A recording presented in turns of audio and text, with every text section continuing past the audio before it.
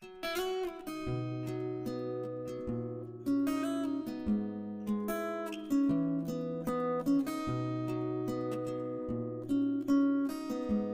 semua, selamat datang kembali di channel kami. Hari ini kita akan membahas tipe-tipe kepribadian seseorang dari berbagai sumber yang menarik yang bisa kita simak. Simak penjelasannya berikut ini.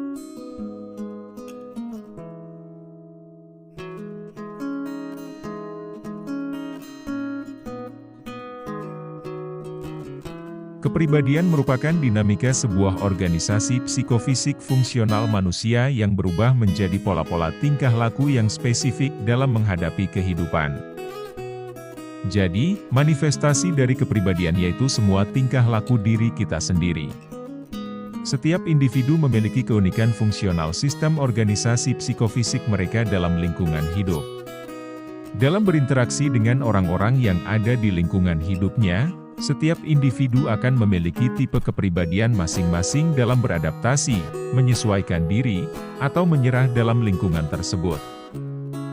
Adapun faktor-faktor yang mendukung terbentuknya kepribadian seseorang yaitu unsur-unsur badan dan juga jiwa manusia serta lingkungannya.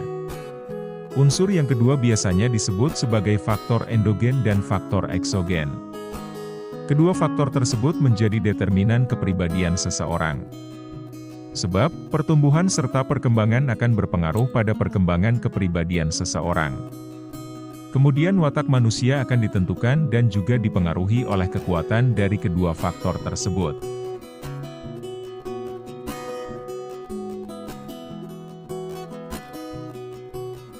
Kepribadian atau personality berasal dari kata persona. Kata tersebut merujuk pada kedok atau topeng, yaitu sebuah penutup muka yang kerap digunakan oleh pemain drama panggung. Di mana hal tersebut menggambarkan sebuah perilaku, kepribadian, dan watak seseorang. Secara umum, kepribadian seseorang merujuk pada bagaimana mereka tampil dan memberikan kesan bagi orang lain. Jadi dapat kita simpulkan bahwa definisi kepribadian secara umum itu bersifat lemah. Sebab, mereka hanya menilai perilaku seseorang bisa diamati saja dan tidak menganggap bahwa mungkin ciri-ciri tersebut akan berubah seiring berjalannya waktu. Selain itu, definisi tersebut juga tergolong lemah karena sifatnya yang evaluatif atau menilai.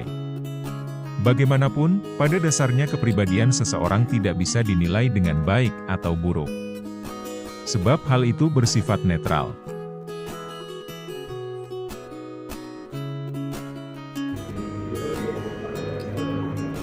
Menurut teori dari George Kelly, ia memandang kepribadian seseorang sebagai cara yang unik dari setiap individu dalam mengartikan pengalaman yang ada di hidupnya.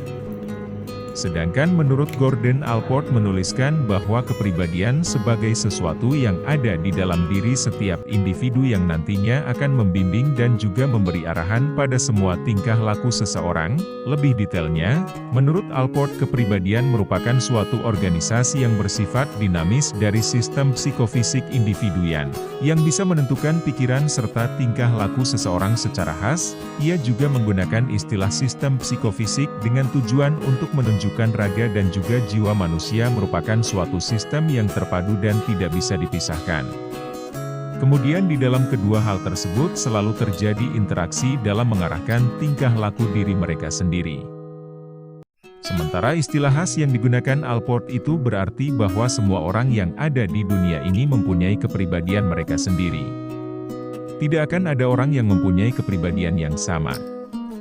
Oleh karena itu, tidak akan ada orang yang berperilaku sama, sedangkan Sigmund Freud menganggap kepribadian sebagai sebuah struktur yang terdiri dari 3 macam sistem, yaitu sistem ID, ego, dan superego. Ia juga mengungkapkan tentang definisi tingkah laku yaitu sebuah hasil dari konflik dan juga rekons.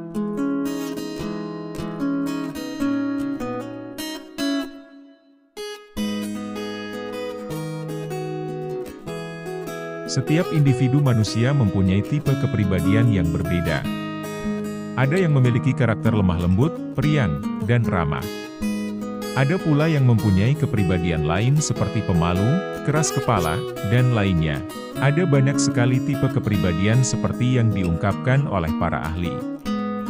mulai dari Hippocrates dan Galenus, C. G. Jung, Gerard Heymans, dan juga Edward Spranger.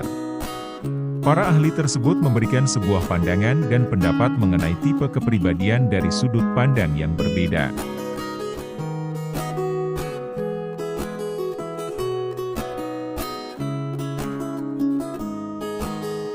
Tipe kepribadian menurut Hippocrates dan Galenus, menurut kedua ahli di atas, tipe kepribadian manusia dibagi menjadi 4 macam, antara lain, A. Sanguinis, tipe kepribadian yang satu ini ditandai dengan adanya sifat yang hangat, bersemangat, lincah, meluap lupa, dan individu yang menyenangkan. Seseorang yang memiliki kepribadian ini lebih mudah terpengaruh dan mudah dimasuki oleh pikiran serta perasaan yang meledak-ledak. Tipe kepribadian sanguinis adalah orang yang sangat ramah terhadap orang. Tipe kepribadian menurut Hippocrates dan Galenus, menurut kedua ahli di atas, tipe kepribadian manusia dibagi menjadi 4 macam, antara lain, A. Sanguinis, tipe kepribadian yang satu ini ditandai dengan adanya sifat yang hangat, bersemangat, lincah, meluap lupa, dan individu yang menyenangkan. Seseorang yang memiliki kepribadian ini lebih mudah terpengaruh dan mudah dimasuki oleh pikiran serta perasaan yang meledak-ledak. Tipe kepribadian sanguinis adalah orang yang sangat ramah terhadap orang lain, sehingga mereka akan dianggap sebagai orang yang cukup ekstrovert. B. Koleris, tipe kepribadian selanjutnya adalah koleris. Orang yang memiliki kepribadian ini biasanya akan tampil lebih hangat, aktif, pasif, serba cepat, berkeinginan keras, dan cukup independen. Mereka akan cenderung lebih tegas dan memiliki pendirian yang keras. Selain itu, mereka juga mudah dalam membuat sebuah keputusan bagi dirinya sendiri dan orang lain. Mereka tidak memerlukan gerakan dari luar. Malahan, orang yang memiliki kepribadian koleris akan mempengaruhi lingkungannya dengan pendapat dan gagasannya, tujuan, rencana, dan juga ambisinya yang tidak pernah habis. C. Melankolis, orang yang memiliki kepribadian melankolis akan cenderung lebih suka berkorban, tipe perfeksionis, analisis, dan memiliki sifat emosi yang cukup sensitif. Seorang melankolis akan sangat menikmati keindahan karya seni dan tak ada seorang pun yang bisa menandingi mereka. Akan tetapi, jika mereka sedang murung, maka akan menjadi seseorang yang sangat antagonis. D. Phlegmatis. Tipe kepribadian berikutnya adalah phlegmatis, yaitu seseorang yang hidupnya terlihat cukup tenang, gampangan, dan tidak pernah merasa terganggu dengan orang lain. Oleh karena itu, mereka hampir tidak pernah marah. Mereka adalah orang-orang yang memiliki sifat mudah bergaul dan paling menyenangkan. Bagi mereka yang memiliki kepribadian ini, hidup adalah sebuah kegembiraan dan mereka akan cenderung menjauh dari hal-hal yang tidak menyenangkan. Mereka tampak begitu tenang dan cukup pendiam. Jadi, mereka jarang terhasut dengan apapun yang ada di sekitarnya. Tipe kepribadian menurut C. G. Jung, menurutnya, tipe kepribadian seseorang terbagi menjadi 2, yaitu A. Ekstrovert.